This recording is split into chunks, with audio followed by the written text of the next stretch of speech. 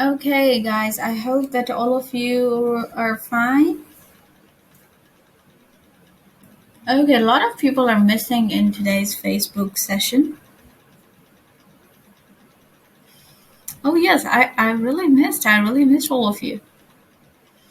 Okay, no, actually, I just wanted to discuss the answers to these, okay? So let's go one by one.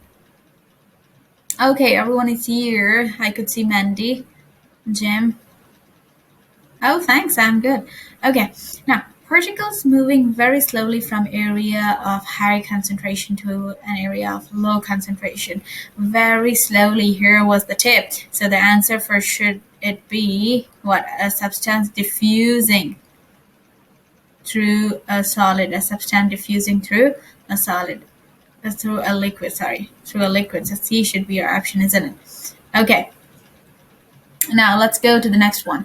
Over here, okay. Now concentrated ammonia solution gives off ammonia gas. If you remember, we did this example in our class about the ammonia and hydrochloric solution. Concentrated hydrochloric acid gives off hydrogen chloride gas. Ammonia and hydrogen chloride are both colorless gases. Okay.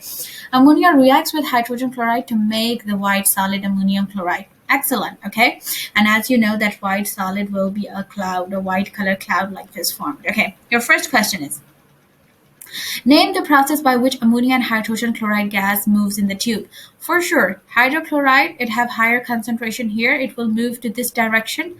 It means high to low diffusion. Over here, ammonia have high concentration. It will move from here to low concentration. So it's diffusion. The answer was just diffusion. It was diffusion. Okay.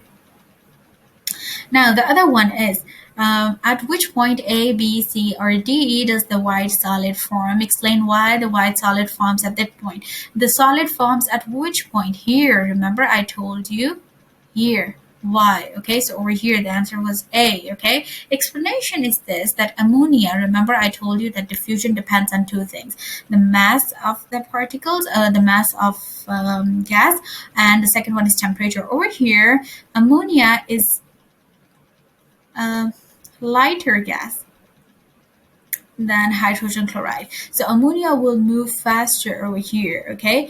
And once it moves faster, we will see a smoke forming here, the white cloud forming here. If you guys are missing out this concept, you can go and check the videos, okay? The one which I uploaded, okay? So over here, because what's the explanation? As ammonia over here, you could say that ammonia NH3, it's a lighter gas. It's a lighter gas, okay, than hydrogen chloride. So it will move faster, and that's why we could see the smoke near hydrogen chloride. Okay, is it clear? Now the fifth one over here was, the experiment was repeated at high temperature. Predict how the results of the experiment would be different. Okay, now if they are high temperature, again I told you that this depends on all of these things. The diffusion depends on mass of the particles and the temperature. Okay, so diffusion, let me write it for you. So diffusion depends on two things, okay? Mass of the temperature, how heavy or light the thing is, and the temperature. So the mass, the lighter the gas, and if you increase its temperature, this means you are giving more energy to the particles. They will vibrate faster. They will move faster, so they diffuse faster, okay? So this is the reason, okay? So mass. So how could you predict? The diffusion will be increased. The diffusion gonna be increased. The diffusion will increase, okay? Or it will happen at faster rate, okay? Faster rate, okay? Rate of diffusion will increase. Rate will increase, okay? So this is the thing which you could predict. Is it clear? Yes, you may ask quickly. Now here is the third one. Different gases diffuse at different speeds. Yes. What is meant by term diffusion? You know, all of you know this one, okay? It means moving from higher concentration to lower concentration. Excellent. What property of gas molecules affects the speed at which it diffuses? So the first property is what? It is mass of the particles, how heavy or light gas. The second is temperature. Okay, if you increase the temperature, molecules will get more energy, okay, and they will move faster. Let's go to the other one, okay? Okay, so here is the third one, okay? So here is the third one. Fourth one. The diagram shows a heating curve for a sample of compound X. Okay, so there is a sample, there is a compound, its name is X. Okay, it could be anything. Okay, is a solid, is X.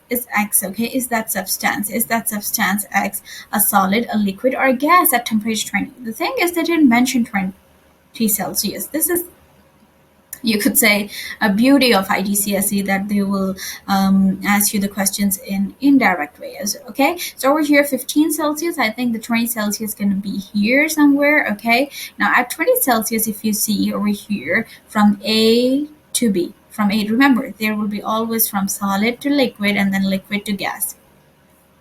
And the thing is that this line is showing that there is a change of state. That's why there is a delay here, okay? And because there are two lines, so this means two stages are changed, okay? This is the answer, because someone asked me to show how do we know that is it going from just liquid to gas. No, if it was just liquid to gas, then they don't have to put all of this thing over here, okay? There are two.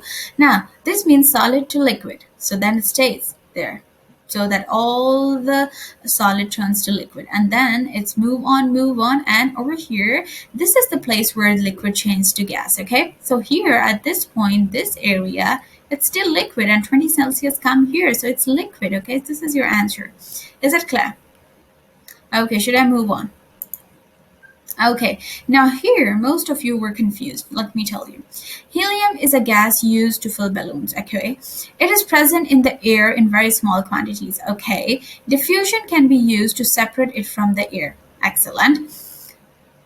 Okay, air at 1000 Celsius. Now this story is just to make you confused. Okay, so that everyone could see that they are helium balloon. Okay. Air at 1000 Celsius is on one side of a porous barrier. Okay, so let me create a situation for you. Okay, so over here they took an air, okay, and they put a barrier in between, and that is porous. Porous means that it has small pores to pass in. Okay, so these are the pores where gas could pass. Okay, then he placed, okay, air at 1000 Celsius on one side of the porous barrier, the air one side of the porous barrier. So there is an air which is at 1000 Celsius, 1000 Celsius here on this side, and that air for sure have normal air, and it also have helium inside it. So this pink color is helium, and let me draw the other ones. Okay, this green ones is the normal air, you could say, the other airs. Okay, the air which passes through the barrier. So now once the air passed through, once this all air, so this is the whole air, the green and pink, this is called air. Okay, once this air passed through here, passed through this thing, what happened that they see through the barrier has that air has a large amount of helium. Now what happened that once the air passed through, once this all air, they noticed that there is a lot of helium. Okay, and there is less quantities of other things. Over here the greens are more, here all, let's suppose all the pink, all the helium pass away, and the other air is less. Okay, why does the air on the other side of the barrier, so this means this side of the barrier, contains more helium? Why do you think it will have more helium?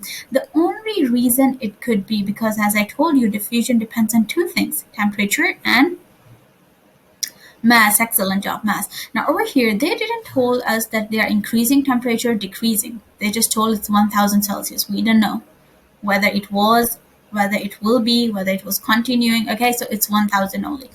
The only reason then we are left with that maybe the helium, not maybe, it's true, that helium is a lighter gas. That's why it diffuses faster. It went away faster, quicker than the other particles, and that's why once it went earlier. That's why we have more quantity of it. Is that clear? So this is the reason helium is a lighter gas. Helium is a lighter gas, so it diffuses faster. It diffuses faster. Okay, so this could be the reason. Okay, why is it an advantage to have the air at high temperature? Because the diffusion, the rate of diffusion will increase. The rate of diffusion will increase because once you increase the temperature, the particles will get more energy, they will vibrate more, and they will diffuse more. So this is the reason. Is it clear? Should I move on? Yes, please go ahead. Okay, any other questions? No? Okay. Now, What is kinetic particle theory? I think most of you did this one correct because it is directly from your book. The three main points you just have, I think, just copy pasted here. Okay, this is the only time I'm saying you to do that. Okay, now let's go to the next one. Explain each of the following in terms of kinetic particle theory. The rate of most reaction increases at high temperature. Why do? Just give me a reason to it, okay? Most of you were confused when they put this condition there. Just tell me right away that how most of reactions increases at high temperature. Why? Look, a lot of you have given here. Here, Zoo, excellent job, man. D, Jimmy, all of you.